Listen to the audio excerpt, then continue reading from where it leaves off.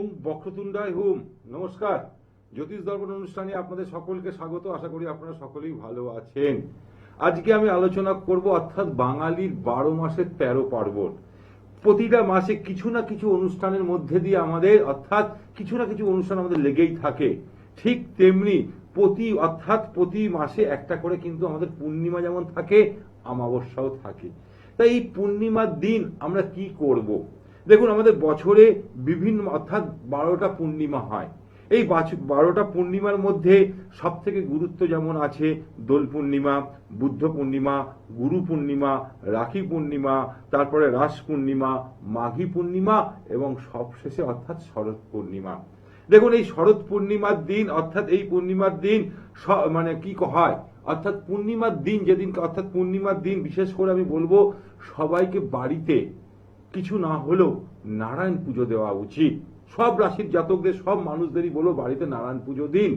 যদি আপনি নারায়ণ পুজো দিতে না পারছেন তাহলে বলবো নিরামিষ খেতে অতি অবশ্যই ওই দিনটা পালন করুন।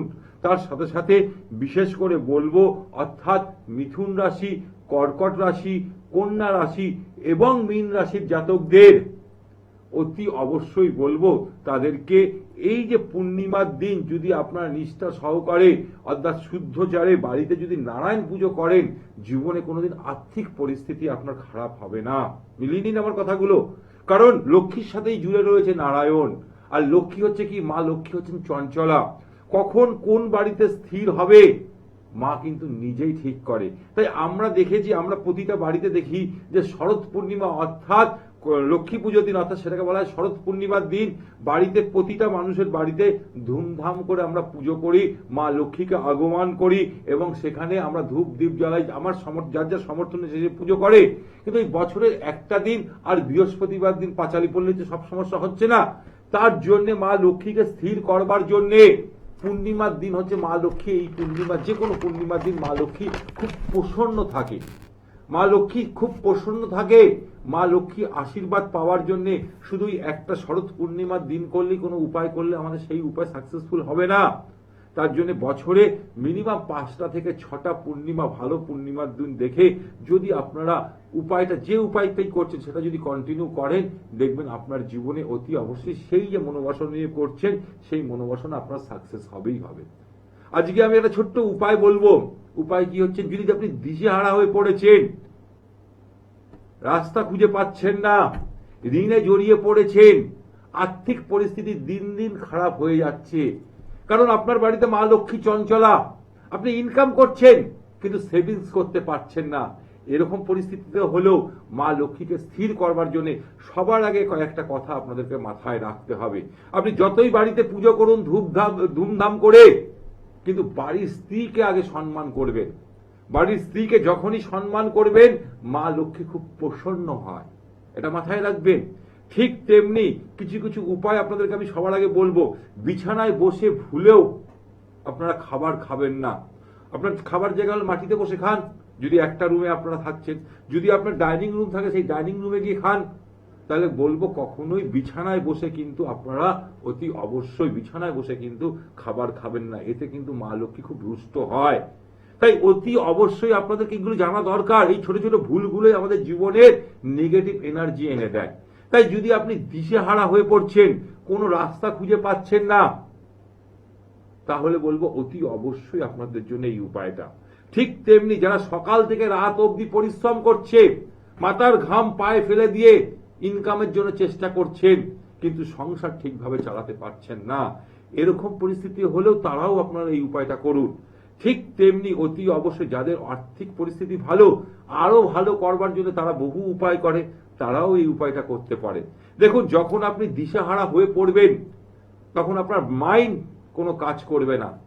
কোন পথে গেলে, কোন দিকে গেলে আপনি সঠিক রাস্তা খুঁজে পাবেন সেটা কিন্তু আপনারা চট করে সেই সময় পান না। তাই অতি অবশ্যই এই যে পূর্ণিমার দিন ছোট্ট একটা উপায় করুন, আপনার ভাগ্যের চাকা ঘুরে যেতে পারে। ছোট্ট উপায়, আপনার ভাগ্যের চাকা ঘুরে যেতে পারে। কি করবে? বাজার থেকে একটা মাটির প্রদীপ নিয়ে আসবেন। মাটির প্রদীপ নিয়ে এসে পূর্ণিমার দিন অতি অবশ্যই এটা সন্ধ্যেবেলায় করতে পারেন, নতুবা অমৃত যোগ বলে একটা জায়গা আছে, যখন পঞ্জিকা দেখে নেবেন পূর্ণিমা যেদিনকে লাগছে সেখানে অমৃত যোগ কোনটা আছে, ওটা হচ্ছে সব থেকে শুভ মুহূর্ত। বা স্থির লগ্নটা একটু দেখে নেবেন, স্থির লগ্ন কোথায় আছে, সেই স্থির লগ্নে যদি করেন তাহলেও বেশি উপকার পাবেন। একটা মাটির প্রদীপ লাগবে, একটা লক্ষ্মী কড়ি লাগবে, আর একটু ঘি লাগবে। ছোট্ট জিনিস, দেখুন ছোট ছোট জিনিস, এগুলো বেশি খরচা নেই। কি করতে হবে, মা লক্ষ্মীর সামনে বসে অতি অবশ্যই সন্ধ্যেবেলায় শুদ্ধাচারে শুদ্ধাবস্তে ওই দীপটা জ্বালাতে হবে, অর্থাৎ ঘিয়ের প্রদীপ জ্বালাতে হবে মা লক্ষ্মীর সামনে, এবং সেই দীপের মধ্যে একটা লক্ষ্মী কড়ি দশকর্মার দোকানে পাওয়া যাবে, সেই লক্ষ্মী কড়িটা প্রদীপটার উপর রেখে দিন, এবং ওখানে মায়ের বীজ মন্ত্র অর্থাৎ শ্রীং যদি 108 বার পদ্মবীজের মালায় করতে পারেন, কারণ পদ্মের সাথে মা লক্ষ্মী জড়িয়ে রয়েছে, তাই পদ্মবীজের মধ্যে যদি 108 বার করতে পারেন অতি উত্তম, অতি উত্তম। তাই সিং এই কথাটা অর্থাৎ মা লক্ষ্মীর বীজ মন্ত্র, তাহলে অতি অবশ্যই 108 বার মা লক্ষ্মীর সামনে বসে শ্রীং এই যে উচ্চারণটা করবেন, এবং তার সাথে সাথে আপনার মনোবাসনা, আপনার দুঃখের কথা মা লক্ষ্মীকে জানাবেন। ঠিক তেমনি অতি অবশ্যই সেখানে জানানোর পর আপনার নাম গোত্র বলবেন, এবং তারপরে মা লক্ষ্মীর পাঁচালি পড়বেন। পরে ওই যে প্রদীপটা জ্বলছে, ওই প্রদীপটা যখন নিভে যাচ্ছে তো নিভে গেল, ওটা সারা রাত্রি ওই মা লক্ষ্মীর সামনে রেখে দিন। পরের দিন সকালবেলায় ওই প্রদীপের থেকে যে লক্ষ্মী কড়িটা ছিল, ওই লক্ষ্মী কড়িটা লাল কাপড়ে নতুবা হলুদ কাপড়ে নিয়ে আপনার ক্যাশ বাক্সে রাখতে পারেন, নতুবা অতি অবশ্যই নতুবা আপনার মানি ব্যাগে রেখে দিন। এইটা কন্টিনিউ করতে থাকুন। পরের পূর্ণিমায় কি করবেন, সেই একই সিস্টেমে এই উপায়টা করবেন, এবং ওই লক্ষ্মী কড়িটা যদি ক্যাশ বাক্সে রেখেছেন তাহলে ক্যাশ বাক্সেই রেখে দেবেন, ওখান থেকে নড়াবেন না, আর একটা আবার রাখবেন। ঠিক তেমনি মানি ব্যাগে যদি রেখেছেন, মানি ব্যাগ থেকে তুলে আপনি আবার ওটাকে ক্যাশ বাক্সে রেখে দিন। লক্ষ্মী কড়ি কিন্তু ফেলে দিতে নেই, এটা মাথায় রাখবেন। যদি আপনি মনে করছেন ঠাকুর আসনে রেখে দেবেন, ঠাকুর আসনেও রাখতে পারেন, কিন্তু ক্যাশ বাক্সে রাখলে আপনার আর্থিক পরিস্থিতি বৃদ্ধি পাবে, সেই জন্যই বললাম। তাই অতি অবশ্যই পূর্ণিমার দিন এই উপায়টা করুন, বিশাল সফলতা পাবেন। জীবনে সুখ শান্তি পাওয়ার জন্য আমরা বহু পরিশ্রম করি, প্রত্যেক মানুষ চায় আমার জীবনে সুখ শান্তি সমৃদ্ধি আর্থিক পরিস্থিতি যেন দিন দিন বৃদ্ধি পায়। তার জন্য অতি অবশ্যই ছোট্ট একটা উপায় করুন। বর্তমান যুগে মানুষ কিন্তু অর্থাৎ ঘড়ির কাঁটার আগে ছুটছে, কম্পিটিশনের যুগ, মানুষ দিশাহারা হয়ে পড়ছে, মানে নিজের আর্থিক পরিস্থিতিকে বৃদ্ধি করবার জন্য কম্পিটিশনে মানুষ নেমে পড়েছে, সকাল থেকে রাত অবধি ছুটে বেড়াচ্ছে, এত তারা ছুটছে, কিন্তু দেখা যাচ্ছে আলটিমেটলি তারা কোনো সময় দিতে পারছে না, কোনো পুজোর ক্ষেত্রে বলুন বা কোনো ধর্মের ক্ষেত্রে বলুন। তাহলে ছোট্ট একটা উপায় করুন, এই পূর্ণিমার দিন দেখুন আপনার বাড়িতে আর্থিক পরিস্থিতি সুখ শান্তি দিন দিন বৃদ্ধি পাবে। তাই কি করতে হবে, অতি অবশ্যই পূর্ণিমার দিন অমৃত যোগ বলে ওই পঞ্জিকা দেখে নিতে হবে, সেই সময় করতে পারলে খুব ভালো। না হলে স্থির লগ্নটা দেখে নেবেন, যেমন আমরা দীপাবলির সময় বলি স্থির লগ্নে এই উপায়গুলো করুন, দেখুন খুব উপকার পাবেন। ঠিক তেমনি সেদিনকে স্থির লগ্ন কোন দিন আছে কখন আছে পঞ্জিকা দেখে বের করবেন। আর যদি পুষ্যা নক্ষত্রে পড়ে যায় তাহলে অতি উত্তম ওই দিনটা। তাহলে অতি অবশ্যই কি করতে হবে, এই উপায়টা করবার জন্য আগে থেকে আপনাকে কয়েকটা সামগ্রী কিনে রাখতে হবে। কি করতে হবে, 1.25 মিটার হলুদ কাপড় কিনে রাখতে হবে, তার সাথে সাথে 2টি ফুলযুক্ত লবঙ্গ, 2টি সবুজ দেখে একটু এলাচ নেবেন, একটি রূপোর কয়েন নেবেন, যে কয়েনটার মধ্যে অতি অবশ্যই যেটার মধ্যে লক্ষ্মী এবং গণেশজি থাকবে সেই কয়েনটা নেবেন। তার সাথে সাথে একটা পদ্ম ফুলের বীজ নেবেন, একটা একটুখানি আতক চাল নেবেন, যেটা কিন্তু ভাঙা হবে না, অর্থাৎ অখণ্ড আতক চাল, কোনো ভাঙা যেন না থাকে, মাথায় রাখবেন। অখণ্ড আতক চাল নেবেন, পদ্ম ফুল পেলে ভালো, নতুবা গোলাপ ফুল নিতে পারেন। নেওয়ার পর কি করবেন, পূর্ণিমার দিন অমৃত যোগে বা স্থির লগ্নে শুদ্ধ বস্ত্রে শুদ্ধ চিত্রে আপনি আপনার ঠাকুর ঘরে বসলেন। সবার আগে বসার পর সেখানে গঙ্গা জল দিয়ে আপনি শুদ্ধি হলেন, এবং যে সামগ্রী কিছু ছিল তার মধ্যে একটু গঙ্গা জল ছিটা দিয়ে দিন। তারপর অতি অবশ্যই একটা স্টিলের থালা নিন, স্টিলের থালার উপর হলুদ কাপড়টা রাখুন।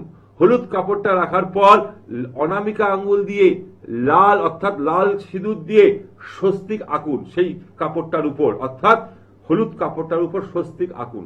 আঁকার পর সেইখানে যে অখণ্ড আতপ চালটা ছিল সেই তার মাঝখানটায় রাখুন স্তূপটা। সেই চালের উপর প্রথমে কি রাখবেন, চালের উপর অতি অবশ্যই লক্ষ্মী গণেশের কয়েনটা রাখবেন। যেদিকে লক্ষ্মী গণেশ আপনার দিকে তাকিয়ে আছে সেই দিকটাই রাখবেন, নিচের দিকে রাখবেন না লক্ষ্মী গণেশ, লক্ষ্মী গণেশটাকে উপরে রাখবেন। একে একে তার উপর অতি অবশ্যই দেবেন কি, অতি অবশ্যই যেটা পদ্ম ফুলের বীজ, তার সাথে সাথে অতি অবশ্যই এলাচ, লবঙ্গ এবং লক্ষ্মী কড়ি সব দেবেন। এবং তার সাথে সাথে অতি অবশ্যই আপনি যদি গোলাপ ফুল পাচ্ছেন গোলাপ ফুল, নতুবা পদ্ম ফুল ওখানে দিচ্ছেন। দেওয়ার পর অতি অবশ্যই একটা ঘিয়ের প্রদীপ জ্বালাবেন। ঘিয়ের প্রদীপ জ্বালানো মানেই মা লক্ষ্মীকে আহ্বান করা। আমরা যখন কোনো শুভ কাজ করি সব সময় বলি ঘিয়ের প্রদীপ জ্বালাতে। ঘিয়ের প্রদীপ জ্বালালেই কিন্তু অতি অবশ্যই আমরা মা লক্ষ্মীকে আহ্বান করা বলা হয়। ঠিক তেমনি তেলের প্রদীপ হচ্ছে কি শত্রুকে দমন করবার জন্যই কিন্তু আমরা তেলের প্রদীপ জ্বালাই। এবার তাহলে কি করবেন, তার সাথে সাথে এবার অতি অবশ্যই প্রথমে শুদ্ধিকরণ করতে হবে। কি করতে হবে, আপনার আসনটাকে শুদ্ধিকরণ করতে হবে। তারপরে অর্থাৎ দিকপাল মানে আমাদের যে দিকগুলো আছে তার সেই মন্ত্রপাঠ করতে হবে। তারপরে অতি অবশ্যই পুষ্পাল মানে পুষ্প যেগুলো আছে মানে ফুল টুল আছে সেইগুলোকে অতি অবশ্যই তাকে শুদ্ধিকরণ করতে হবে। এরপর প্রথম পূজ্যদেব গণেশজি, আমরা প্রথম পূজ্যদেব কাকে বলি, গণেশজিকে। গণেশজির অর্থাৎ নাম স্মরণ করতে হবে, গণেশজিকে আরাধনা করতে হবে। গণেশজির সামনে একটু দুব্য 21টা দুব্য দিয়ে দিন, দিয়ে ওং গং গণপতায় নমঃ নতুবা ওং বক্রতুণ্ডায় হুম এই মন্ত্রটা পাঠ করে অতি অবশ্যই গণেশজিকে আরাধনা করুন। গণেশজির আরাধনা করার পর তার সাথে সাথে অতি অবশ্যই তার মন্ত্র পাঠ করুন। তাতে 21 বার হোক বা 51 বার হোক ওং গং গণপতায় নমঃ বা ওং বক্রতুণ্ডায় হুম এই মন্ত্রটা পাঠ করুন। এরপর এরপর অতি অবশ্যই কি করবেন, ওং ওইং শ্রী গুরুবেই নমঃ, ওং ওইং শ্রী গুরুবেই নমঃ এই যে গুরুর মন্ত্রটা 5 বার পাঠ করুন। ওং বিষ্ণুবেই নমঃ 5 বার পাঠ করুন। ওং ভগবতে বাসুদেবায় নমঃ 3 বার পাঠ করুন। তার সাথে সাথে নিজের মনস্কামনা জানান এবং নাম গোত্র দিন, দিয়ে অতি অবশ্যই এরপর অতি অবশ্যই ওং নমঃ শিবায় বা ওং ভগবতে রুদ্রায় নমঃ এই মন্ত্রটা পাঠ করুন এবং অল্প অল্প ফুল ছিটিয়ে দিন সেই শিবজির সামনে যেখানে আমি বললাম সেখানে দিন। দিয়ে এইবার আপনি অতি অবশ্যই মা লক্ষ্মীকে আরাধনা করার জন্য চিন্তা করুন। মা লক্ষ্মীকে অতি অবশ্যই যে মন্ত্রটা হচ্ছে কি শ্রীং বলতে পারেন, নাহলে ওং শ্রীং হ্রিং সিং কমলে কমলালয়ে প্রসিদ প্রসিদ ওং হ্রিং সিং ওং মহালক্ষ্মী নমঃ এই মন্ত্রটা আপনারা অতি অবশ্যই 108 বার পাঠ করবেন। করার পর অতি অবশ্যই 108 বার পাঠ করার পর অতি অবশ্যই সেখানে আরতি করবেন এবং অতি অবশ্যই যেটা করবেন সেটা হচ্ছে কি, যেটা হচ্ছে মানে লক্ষ্মীর পাঁচালী পড়বেন। ফলমূল তো আপনারা দিয়েছেন সেগুলো তো রয়েছে, কিন্তু তার সাথে সাথে অতি অবশ্যই এইগুলো করার পর ওই যে থালাটা ছিল সেই থালাটা সারা রাত্রি ঠাকুরের সামনে রেখে দেবেন। আর যদি ঘিয়ের প্রদীপটা সারা রাত জ্বালিয়ে রাখতে পারেন তাহলে অতি উত্তম, যদি রাখতে পারেন অর্থাৎ দীপ জ্বাল এটা করতে পারলে আপনাদের ক্ষেত্রে ভালো। পরের দিন কি করবেন, হলুদ কাপড়ের মধ্যে যাবতীয় যা জিনিস ছিল সেইগুলোকে ভালো করে বেঁধে আপনার ক্যাশ বাক্সে রেখে দিন, আপনার ক্যাশ বাক্সে রেখে দিন। এই উপায়টা করুন, বিশাল সফলতা পাবেন। এই যে ছোট ছোট উপায়গুলো যদি করেন দেখবেন আপনাদের জীবনে সুখ শান্তি আর্থিক পরিস্থিতি দিন দিন কিন্তু বৃদ্ধি পাবে। কিন্তু মায়েদের বোনেদের উদ্দেশ্যে একটা কথা বলবো, মাথায় রাখবেন, মা লক্ষ্মী কি হচ্ছে খুব চঞ্চলা। আমরা তো নিষ্ঠা সহকারে পুজো করি, পুজো করার পরেও অনেকে আমাকে চেম্বারে এসে বলে আমি তো এত পুজো করি কিন্তু আমি রেজাল্ট ভালো পাচ্ছি না। তাহলে আপনার মধ্যে খামতি কোথায় রয়েছে সেইটা আগে দেখুন তো। যখন আপনি রাত্রিবেলায় খাচ্ছেন বিছানায় বসে খাচ্ছেন না তো, বা আপনি যেখানে খাচ্ছেন সেই এঁঠো বাসনগুলো যেখানে সেখানে ছড়িয়ে নেই তো, কারণ ওখান থেকে কিন্তু নেগেটিভ এনার্জি আপনার বাড়িতে আসতে প্রবেশ করে। কারণ লক্ষ্মী আর অলক্ষ্মী হচ্ছে, ছায়াটাই হচ্ছে অলক্ষ্মী, লক্ষ্মীর ছায়াই হচ্ছে অলক্ষ্মী। তাই রান্নাঘরে অতি অবশ্যই মায়েদের বোনেদের উদ্দেশ্যে বলবো, রাতে খাবার পর এঁঠো বাসন যেখানে সেখানে ফেলে রাখবেন না। সেটা যদি একটুখানি হলো জল দিয়ে ধুয়ে রেখে দেবেন, পরের দিনে সে কাজের বউ এসে মেজে নিল, সেটা ভালো। কিন্তু যেখানে এঁঠো বাসনগুলো রাখবেন সেখান থেকেই অলক্ষ্মী আপনার ঘরে প্রবেশ করতে শুরু করবেন। এই যে জিনিসগুলো আমরা কি করি, অবহেলা করি, আমরা সেইগুলো মাথা লাগাই না। সেইখান থেকেই কিন্তু আপনার বাড়িতে অলক্ষ্মী আসতে শুরু করে। ঠিক তেমনি ছেলেদের ক্ষেত্রে বলবো, অনেকে দেখবেন একটু পয়সা থাকলেও তাদের একটা স্বভাব বলুন, বা এটা দেখা গেছে স্বভাবই হয়, এটা অভাব নয়, পয়সা আছে কিন্তু স্বভাব তাদের ক্ষেত্রে দেখা যায় ছেঁড়া গেঞ্জি অনেক সময় পরে নিচ্ছে। ছেঁড়া গেঞ্জিটা পরে নিচ্ছে, ছেঁড়া গেঞ্জি অর্থাৎ দারিদ্রতা এনে দেয়, এটা জানা দরকার। আপনারা অনুষ্ঠান দেখছেন, বহু জ্যোতিষীর প্রোগ্রাম দেখুন, কিন্তু আসল জিনিসগুলো আগে জানুন, তবেই তো আপনি সেই জায়গাটা নিজে ঠিক করতে পারবেন। হ্যাঁ, নমস্কার, কে আছেন? হ্যাঁ, আপনি কোথা থেকে বলছেন? বলুন, কার সম্বন্ধে জানবেন? ছেলের সম্বন্ধে বলুন। ছেলের নাম কি আছে বলুন। কি নস্কর? অর্পণ। অর্পণ নস্কর, তাই তো? ডেট অফ বার্থ বলুন। 25শে আগস্ট 2003। 3 হচ্ছে, আচ্ছা দেখুন দাদা, ও হচ্ছে 7 সংখ্যার জাতক। কেতুর সংখ্যা মানে 7 সংখ্যা 5 আর 2 কে যোগ করলে কত হচ্ছে? 7 হচ্ছে তো। 7 সংখ্যার জাতক, কেতুর সংখ্যা। কেতু কি করে? অর্থাৎ শরীর, ব্রেন নেই, মাথা নেই। তাই অতি অবশ্যই সবার আগে দেখবেন ওর মধ্যে কি আছে। ক্রিয়েটিভ জিনিস কিন্তু অনেক জিনিস লুকিয়ে রয়েছে ওর মধ্যে, অ্যাক্টিভিটিস জিনিস ওর মধ্যে অনেক কিছু লুকিয়ে থাকবে, কিন্তু সেটাকে আগে সবার সামনে তুলে ধরার চেষ্টা করতে বলুন। দেখবেন সবার থেকে একটু আলাদা গিয়ে থাকতে চায়, তাই তো? একটু আলাদা থাকে, বন্ধু বান্ধব সার্কেল থেকে একটু দূরে থাকতে চায়। এই জায়গাগুলোকে ঠিকঠাক করুন। তার সাথে সাথে অতি অবশ্যই বলবো, কালো রং ওকে পড়াবেন না।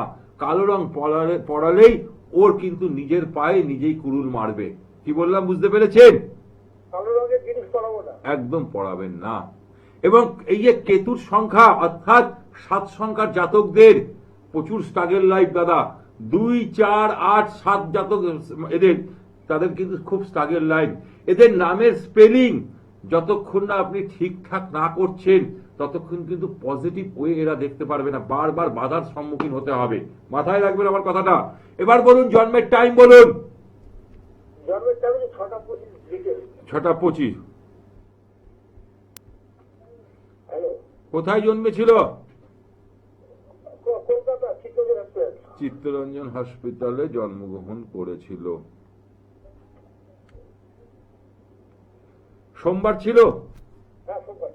দেখুন এর লগ্ন কি? এর লগ্ন হচ্ছে কুম্ভ লগ্ন, কর্কট রাশির জাতক। অর্থাৎ 15 দিন এদের মন ভালো থাকবে, 15 দিন খারাপ থাকে, তাই তো দাদা? শর্ট টেম্পারমেন্ট, একঘেয়েমি জিনিসের ভাল লাগবে না, ভাল লাগে? আচ্ছা, এবার আমি দেখুন জীবনে প্রচুর স্ট্রাগল আছে, মানে অর্থাৎ যে কোনো কাজে এক চান্সে পাবে না, বাধার সৃষ্টি বারবার হয়, তাই তো? হ্যালো, এবার দেখুন ওর কারণ আমি বলছি, ওর ভাগ্যপতি লর্ড শুক্র, এখানে রবি শুক্র দারিদ্র যোগ সৃষ্টি হয়েছে। এখানে শুক্র রবির আলোয় দগ্ধ হয়ে গেছে। রবির আলোয় দগ্ধ হয়ে যাওয়ার ফলে অতি অবশ্যই সেখানে স্ট্রাগল লাইফ, মানে অর্থাৎ সেখানে বারবার বাধার সৃষ্টি হচ্ছে। এবং অতি অবশ্যই এই যে কর্কট রাশির জাতক, এর মাইন্ড অর্থাৎ বারবার চেঞ্জ হচ্ছে, একঘেয়েমি, এর জীবন ভালো লাগে না। কিন্তু অতি অবশ্যই বলবো এর লগ্নপতি লর্ড পঞ্চমে রয়েছে, এইটা ওর ক্ষেত্রে ভালো। চতুর্থে আপনার বাড়ির অতি অবশ্যই আমি আপনাকে বলে দিচ্ছি, বাড়ির বাস্তুটা ডিস্টার্ব আছে দাদা। হ্যাঁ, আপনি যে বাড়িটাই আছেন না কেন সেই বাড়িটা ডিস্টার্ব আছে। দেখে নিন নিশান কোনটা, কোথাও সিঁড়ি ঘর আছে কিনা, রান্নাঘর আছে কিনা, টয়লেট আছে কিনা, এইটা আগে দেখে নিন। কি বললাম বুঝতে পেরেছেন? হ্যাঁ, হ্যাঁ, এবার দেখুন এর জন্মছকে অতি অবশ্যই ভালো জায়গা আছে, কিন্তু এর জন্মছকে দুটো জায়গা খুব ডিস্টার্ব, রবি শুক্র দারিদ্র যোগ আর কালসর্প দোষ আছে। এইটা যতক্ষণ না আপনি ঠিক না করছেন, তার সাথে সাথে নামের স্পেলিংটা ঠিক না করলে নতুন ভাইব্রেশন অর্থাৎ পজিটিভ ভাইব্রেশন পাবে না। ওকে দেখবেন ও দরজা বন্ধ করে একটা ঘরে সবসময় পড়ে আছে, তাই তো দাদা? হ্যাঁ, ও একা থাকে। তাহলে ওকে তো সেই জায়গাটা, মানে ওকে যদি যখনই যাবো না আমি পড়ছি, আদৌ আপনি বুঝতে পারছেন না ঘরে দরজা বন্ধ করে পড়ছে না কি করছে সেটা আপনি বুঝতে পারছেন না, পারছেন? হ্যাঁ, তাহলে সেটাকে সামনে নিয়ে আসুন, সেটাকে ওকে সামনে টেনে নিয়ে আসুন, তাহলেই ওকে দেখতে পারবেন। আর ওকে কিন্তু বেশি করে জল খেতে বলবেন। যদি জল না খায় তাহলে কিন্তু পেটের সমস্যা, গ্যাস, অম্বল এটা দেখাবে, বা স্কিনের সমস্যা হতে পারে। হয় কি? হ্যাঁ, তাহলে কিন্তু এই সমস্যাগুলো দেখা দেবে। এবার বলুন আপনি আর কি জানতে চাইছেন? চাকরি করছে নাকি এখন?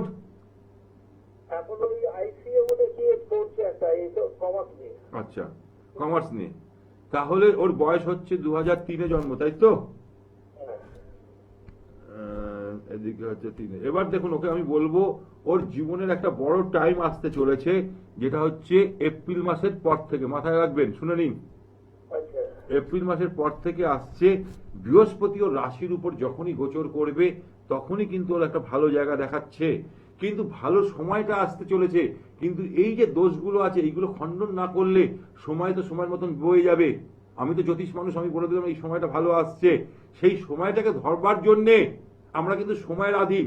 যখন আমাদের গ্রহরা পজিটিভ থাকে তখন আমাদের ভালো রেজাল্ট দেয়, তাই তো দাদা? কিন্তু ওরও যেমন দ্বিতীয় প্রতি লর্ড অতি অবশ্যই সেখানে ষষ্ঠে ঢুকলেও বিপরীত রাজযোগ সৃষ্টি করবে চন্দ্রের সাথে যখনই যোগ হবে, হলেও ও দ্বিতীয় স্থানেও দৃষ্টি দেবে এবং সেখান থেকে অতি অবশ্যই দৃষ্টি দিচ্ছে, দশমে দিচ্ছে, কাজের জায়গাও দৃষ্টি দেবে। তাহলে অতি অবশ্যই একটা কথা মাথায় রাখবেন, এই জায়গাগুলো কোনো ভালো জ্যোতিষীর কাছ থেকে পরামর্শ নিয়ে খণ্ডন করে নিন, তবেই কিন্তু আপনি তাহলে নতুন অর্থাৎ আপনার সন্তানের ভালো জায়গা দেখাচ্ছে। কি বললাম বুঝতে পেরেছেন? হ্যাঁ, করতে বলুন। এবার দেখুন শিক্ষার্থীদের ক্ষেত্রে যারা পড়াশোনায় অমনোযোগী, যারা পড়তে বসতে চায় না, যারা চেষ্টা করছে কিন্তু কিছুতেই তারা ভালো রেজাল্ট পাচ্ছে না, এইরূপ পরিস্থিতিতে হলে পূর্ণিমার দিন অমৃত যোগে একটা ছোট্ট উপায় করুন, বিশাল সফলতা পাবেন। কি করতে হবে? অমৃত যোগে অতি অবশ্যই তাকে সকালবেলায় শুদ্ধ বস্ত্রে শুদ্ধ চিত্রে একটা মানে তামার ঘটির, মানে তামা হোক, ঘটির মধ্যে অতি অবশ্যই একটু দুধ আর গঙ্গাজল নিয়ে কোনো বট গাছের গোড়ায় চলে যেতে হবে। বট গাছের গোড়ায় গিয়ে অতি অবশ্যই সেখানে বুদ্ধদেবকে স্মরণ করতে হবে, বুদ্ধম দেহি গচ্ছামি, এই যে তাকে স্মরণ করে তার নাম গোত্র বলে অতি অবশ্যই নিজের নাম গোত্র বলে বট গাছের গোড়ায় গিয়ে সেই দুধ আর গঙ্গা জলটাকে একটু দিন, দিয়ে সেখানে 5 বার প্রদক্ষিণ করুন, ধূপ দ্বীপ জ্বালান, এবং সেই বট গাছ চুয়ে চুয়ে যখন মাটির মধ্যে যে দুধ আর গঙ্গা জলটা এসে যেখানে পড়ছে সেই মাটিটা একটুখানি নিয়ে আপনি বাড়িতে চলে আসুন। প্রতিদিন পড়তে বসার সময় অনামিকা আঙ্গুল দিয়ে কপালে একটু ওই টিপটা পরিয়ে দিন। যখনই মাটিটা শক্ত হবে আবার একটু গঙ্গা জল দিয়ে ঠিক করে নেবেন। মাসে যদি এটা একবার করে প্রতি মাসে করতে পারেন তাহলে আপনার সন্তানের পড়াশোনার জায়গা ভালো হবে, সে জীবনে বড় উন্নতি করতে পারবে। এই যে পূর্ণিমার দিন, শুধু বুদ্ধ পূর্ণিমা, রাখি পূর্ণিমা বললে আমরা প্রতিটা পূর্ণিমায় আপনাদের জীবনে সফলতা পাওয়ার জন্য যে উপায়টা বললাম এটা করুন, বিশাল সফলতা পাবেন। আজকের মতন অনুষ্ঠান এখানেই শেষ করছি। ভালো থাকুন, সুখে থাকুন, আনন্দ থাকুন। নমস্কার।